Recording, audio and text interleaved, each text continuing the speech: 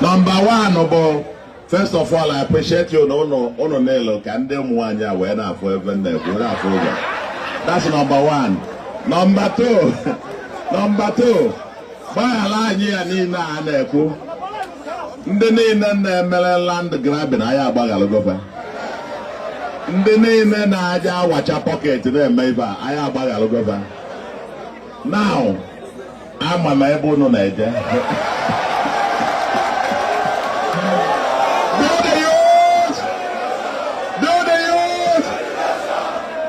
Okay, as from Bayalo, I wish that the Naka Gambiano get on there.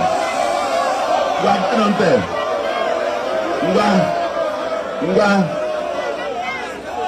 Okay.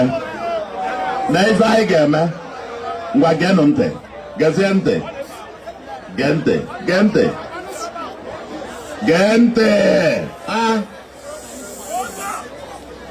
I know in a partnership kita. Apia?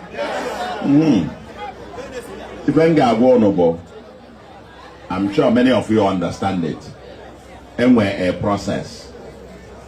And we're processing kede for me. We're processing kede for the courts. We're processing kede for me. Apia? Good.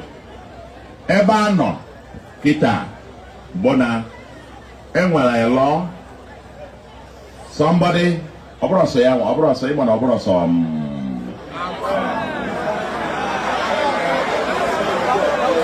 gente ono moya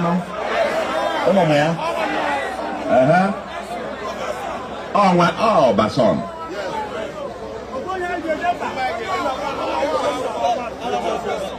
Gambazi, Edanya, Gamonto, Gamon, you know, nigga, Gamonte. Listing. Ono manambia leba, I leba as a reception thing. Up here, Mana, you know me and I know you. I don't make woko baby, also. I will tell you as it is. When somebody say no, never a jemba. Obolo no this kind of mindset. Agwange no nya in the kumakia maybe still a lot of our youths. Upon on na no, but when agwaye, it may be still umaka. Maybe see a lot of our youths and ruin many lives. It's a lie. Deceiving children, deceiving people, scamming people. And I got banata alo. It was alo, imagine it's not alo. It was the alo, you work with the oku, the mbayalo. Macabo na ichayarelo. You may walk mbayalo. And I said, no, if India, which means in Atwanya, India, Metua. I said, no, if you had I would to a call body. I would to a call body. Eh?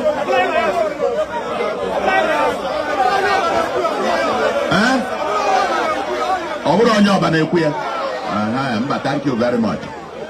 So, Kaira Pununka, Makaiza na Choi Mebo to cleanse back and bring back Oba to its lost glory.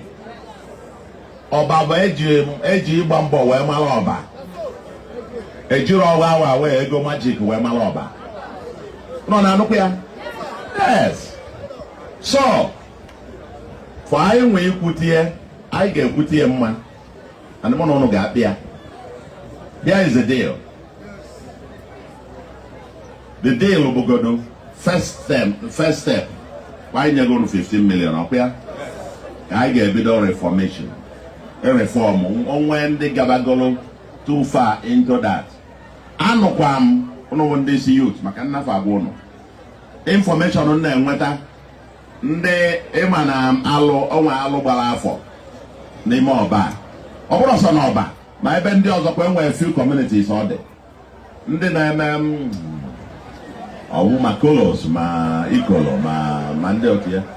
Dazie na maybe umuaka na isi na agasase. Unu ga-enyela aka iso wee cleanse the society. Two things. It cleans the society of drugs, kidnapping, the na-eje chọrọ onye kpata ego ije nali ya n'ike. Unu ga-enyela aka na ya. Nke ịtọ, ndị na-eme ife ya awụ a. Wele ya anan ụmụaka n'iyi. I get clean Fanta in a clean Oba. I cleanse Oba. Now, the first stage is the Nobona. Mba chopota nonya na ife on a man or if I danger against the law. A may arrest. Kita, they are going through trial. Okay? Found on a court. Once email arrest, police email mother arrest. He sent there to court. Aka onye mela arrest emego gịnị apụghị ya ebe ọ nọzọ with the judge enye the judgment assuming not the for more the against or not the against. That's when you will now be asking for pardon. Onye isi unu ma ife anaka ọ dị ọma ife anaka. No wonder unu ji mee onye isi ọ ghọtara ife anaka. So you will then be asking for pardon, because you don't ask for pardon for onye adro convicted onye ọbụrụ process a na-aga a na-ekpe ikpe na court isi ịpardon go onye ịpardon ya meanụlụ na ọ dịgo guilty ọrịa, which means na ikpego dị ikpe bee na ọ dị guilty before ịpardon bịa ọbịa ịghọtara ya onye isi ọ na-enye nwa na-ekwe n'isi ghọta na ọ ghọta ife. So the process any governor ịbanya na ya kịta bụ ị na-emezi interfere na nke ndị judiciary finish ya nkefa ọ bụrụzie na a find ya guilty, that's when we can have this meeting again. You can now say, okay, if egwu a unu gụrụ ife ọjọọ niile mere n'ụwa gbaghara m ọbịa. Now, which means you have already admitted now. But no, onye a na-agbara ama ọ na-enwe aṅụrị, onye a na-ebo ebubo okwegonu. Ịghọta ife na-ekwu, onye a na-ebo ebubo mego gịnị okwego. I don't know if you get my point. Inu ka ntụ, inu Igbo ka ntụ. Maka onye dị guilty, onye si na ife mmere dị njọ na asị megịnị gbaghara m. Ị gaghị anọkọta bụ a na-ekidite ejidela onye a na-ekpe ikpe, o nwere lọya, gọọmenti nwere lọya, a na-ekpe ikpe ịnọkọta isi ịgbaghara gị ya. Amara m na aghọtago mgbe a ka ị ga-asọ ọnwụ na mmehie adịrọ gbaghara amadị, ma nọọ ị gaghị agbaghara na onye a convict bịara. What if ọnwụ na court mesịa sị na ọ dịrọ guilty, ị sị na ịgbaghara gị ya. Ị sị na ịgbaghara, which means na ọ dịbụ guilty nọ. Amara m ma ndị mmadụ na-aghọta ife na-ekwu.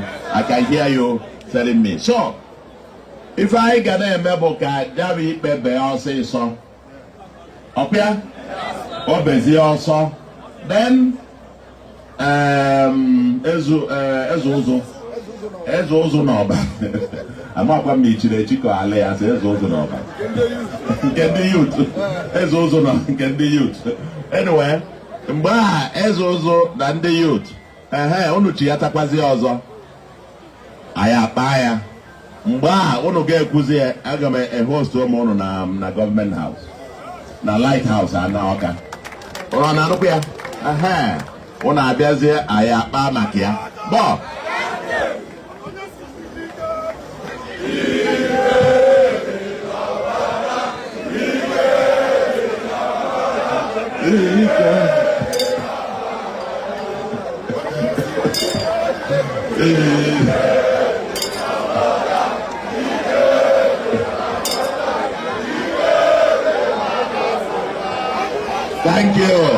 Thank you.